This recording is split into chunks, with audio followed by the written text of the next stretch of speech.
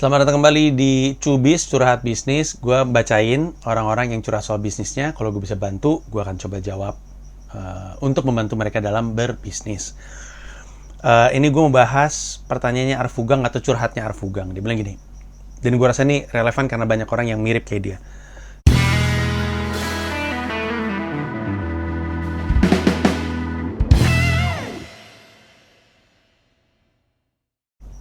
Gue punya bisnis keripik pangsit. Secara rasa orang bilang enak, walaupun buat saat ini baru 2 varian rasa. Dan sekarang ini yang beli masih dari lingkungan gue, kayak temen sama keluarga. Pertanyaannya adalah, haruskah gue banyakin varian? Dan gimana caranya gue ngelebarin pasar gue biar yang beli bukan cuma orang-orang yang dekat sama gue? Nah, ini pertanyaan bagus. Karena gue tahu banyak yang kayak gini, kayak ntar ada yang jual bawang goreng, ada yang jual sambal, ada yang jual keripik, ada yang jual, pokoknya banyak lah kayak gini-gini semuanya nih, mirip-mirip. Nah, moga-moga jawaban gua untuk Arfugang bisa dipakai untuk lu juga, dan lu bisa kasih ke teman-teman lu yang bisnis serupa dan mungkin kebantu. Jadi dia bilang gini, dia usaha keripik pangsit, cemilan lah ya. Orang bilang enak walaupun saat ini baru 2 varian rasa saja. Belakangan dia nanya apakah mesti banyakin varian. Menurut gue belum dulu.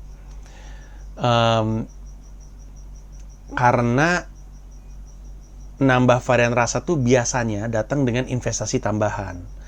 Lu mesti kayak nambah modal, sesedikitnya nambah lah gitu. Dan kalau belum waktunya untuk scale up, jangan dulu gitu. Karena permintaannya belum ada. Kecuali permintaannya udah mulai ada, baru deh. Toh Indomie juga bertahun-tahun cuman bertiga aja tuh, soto ayam bawang dan mie goreng.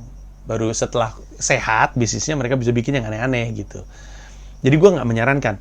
Nah, yang menarik adalah dia nanya gini, gimana caranya ngelebarin pasar gue biar yang beli bukan cuman orang-orang yang dekat sama gue. Nah, ini ada beberapa kemungkinan kenapa bisnisnya nggak ngelebar dan cuman teman-temannya aja. Yang satu adalah mungkin nggak enak-enak amat. Karena Arfugang mesti tahu, gue selalu bilang ini di komunitas stand up. Di balik karir seseorang yang tidak berkembang, ada teman yang bilang lucu-lucu kok. Bagus nggak stand up gue? Lucu nggak? Lucu-lucu. Padahal nggak. Tapi temennya nggak mau jujur.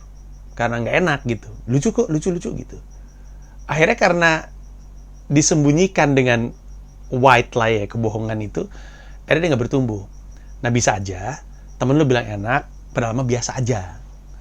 Sehingga nggak ngelebar. Karena kalau emang enak, kan normalnya ya, gue nih kalau gue makan sesuatu enak, gue sih ngomong sama orang. Dan gue beli mulu.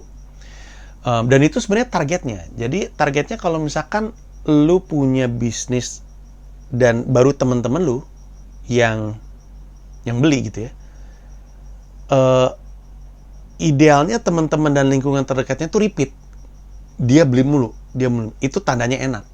Nah, kalau dia belum beli mulu, berarti mungkin nggak enak. Kalau dia beli mulu, nah ini mungkin ada 2 masalah selanjutnya. Masalah yang pertama adalah ternyata enak saja tidak cukup. Karena zaman sekarang makanan, ya emang mesti enak. Nah, gue ngingetin lagi prinsip bisnis yang gue belajar dari Seth Godin. Sedikit lebih beda, lebih baik daripada sedikit lebih baik. Karena kalau misalkan keripik pangsit itu adu enak-enakan, ya semua juga enak gitu. Emang harus enak. Tapi yang membuat lu kemudian direkomendasikan lebih dari yang lain tuh apa? Karena ini enak nih. Beli dong ini pangsit temen gue. Kenapa? Karena enak. Gue biasa beli pangsit C enak. Kenapa gue mesti pangsit A? Ini lebih enak. Ya tuh selera gitu kan. Susah gitu. Kadang-kadang enak saja nggak cukup. Nah, mungkin mesti sedikit lebih beda. Nah, bedanya di mana? Bisa banyak. Bisa di produk. Jadi pangsit gorengnya, keripik pangsitnya, mungkin variannya yang beda. Jadi lu memang cuma punya 2, satu yang basic, satu yang aneh sekalian gitu. Misalnya wasabi gitu rasanya, atau rasa apa ya?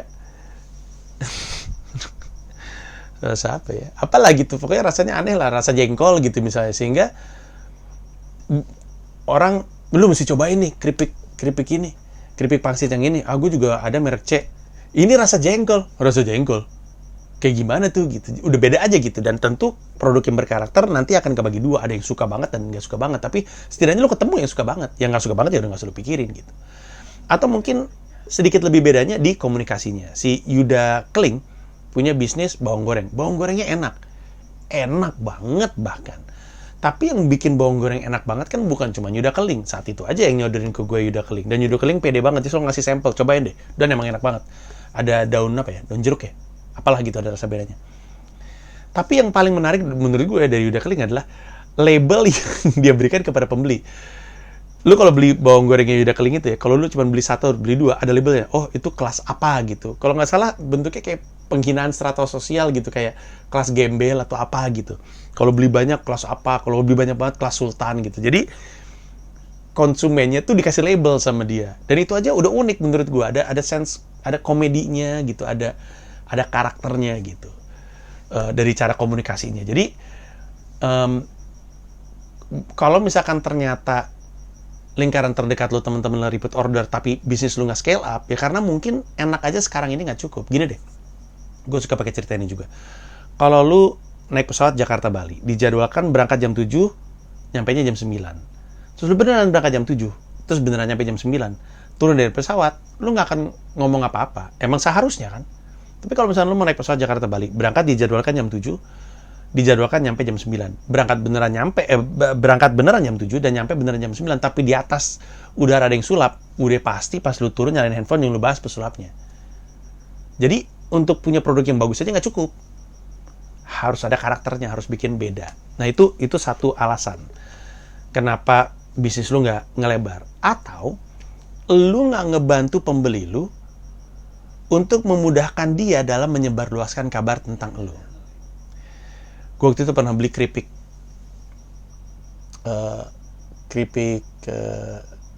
kentang gitu, kentang tipis-tipis gitu, keripik kentang tipis-tipis, enak banget. Tapi merekomendasi dan menceritakan keripik itu buat gue susah. Kenapa? Karena namanya nggak gampang diingat, biasa banget lah. Keripik bu apa gitu, biasa banget lah, terlalu generik gitu. Dan di bungkusnya nggak ada Instagramnya, seingat gue ya kalau gue nggak salah, nggak ada sosmednya. Sehingga misalnya gue lagi makan keripik itu, terus temen gue nyobain terus enak, temen gue nanya beli di mana? Di mana ya? Gue beli sama temen gue. Nah itu aja udah nyusahin tuh. Dia kan nggak kenal temen lu. Gimana sih? Ya, dia kan nggak kenal lu. Dia kenal temen lu. Temen lu bisa beli ke lu, jelas. Tapi dia nggak bisa ke sana. Dia langsung, susah. Ya udah berhenti dia. Seandainya di bungkusnya ada sosmednya, beli di sini aja. Dia mungkin bisa jadi ngebeli. Itu pun kalau dia inget nama brandnya.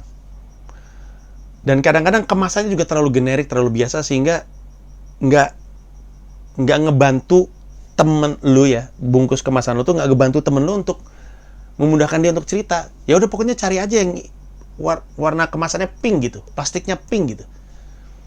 Itu kan memudahkan orang untuk nyebarin gitu. Karena sesuatu yang orang-orang mesti tahu adalah produk tuh sesungguhnya tuh tersebar dari mulut ke mulut lewat cerita. Pertanyaannya adalah semudah apa kita membuat produk kita untuk bisa diceritakan kepada orang. Makin dibantu, makin gampang tersebarnya. Keripiknya teman gue yang warnanya pink, oh iya, Instagramnya adalah keripik pangsit shit pang, apalah gitu, pangsit shit pang gitu, pangsit shit pang atau apalah gitu. Intinya dibikin gampang untuk nyebarin karena bisa jadi enak, tapi nyebarin cerita tentang produk itu susah. Nama lu biasa atau nama lu susah, kemasannya biasa, kemasannya nggak berkesan, nggak nempel, nggak ada Instagramnya, nggak dibantu untuk tersebar. Nah yang terakhir, mungkin emang butuh bantuan endorsan. Nah, makanya zaman sekarang itu banyak kan yang suka nge-DM gue tuh, setiap hari tuh ada aja yang nge-DM gue. Dan kadang-kadang untung-untungan, kalau gue lagi mood, gue tanggepin DM-annya. Habis itu gue suruh kirim barangnya. Kalau gue lagi nggak mood, nggak gue tanggepin. Tapi itu seharusnya tidak menghentikan lu untuk nyoba terus. Gue yakin abis ini pada nge-DM gue semua nih. Tapi menurut gue, coba aja ketok terus aja. Kalau gue kan suka nontonin Gary Vee ya, Gary Vaynerchuk. Dia selalu bilang, dia nih, yang punya bisnis luar biasa, itu dia menganjurkan, ya lu kurang banyak ketok pintu, masuk ke DM orang, gue ada produk ini mau nggak, ada produk ini mau nggak, gitu aja terus. Sebanyak-banyaknya orang, karena ada banyak influencer.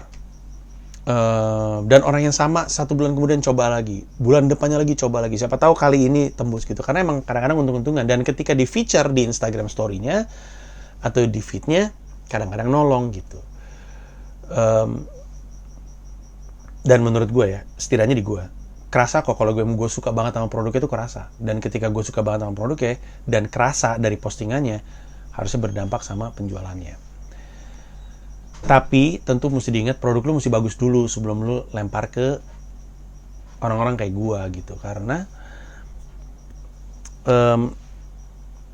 misalkan followers gue berapa? Misalnya 500.000 gitu ya.